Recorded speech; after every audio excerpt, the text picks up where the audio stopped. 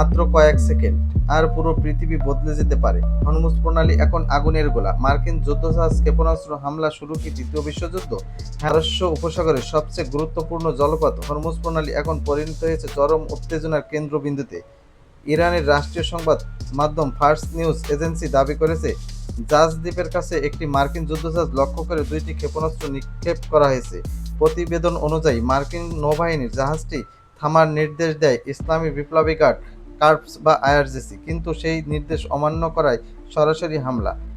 এই উত্তেজনার মূল কারণ মার্কিন প্রেসিডেন্ট ডোনাল্ড ট্রাম্পের নতুন সামরিক ঘোষণা। তিনি শুরু করেছেন প্রজেক্ট ফ্রিডম, যার লক্ষ্য হরমুজ প্রণালীতে আটকে পড়া বাণিজ্যিক জাহাজগুলোকে নিরাপদে বের করে। মার্কিন সেন্ট্রাল কমান্ড জানিয়েছে, এই অভিযানে মোতায়েন করা হয়েছে 15,000-এর অতিরিক্ত সৈন্য এবং গাইডেড মিসাইল ডেস্ট্রয়ার, 100+ আধুনিক যুদ্ধবিমান।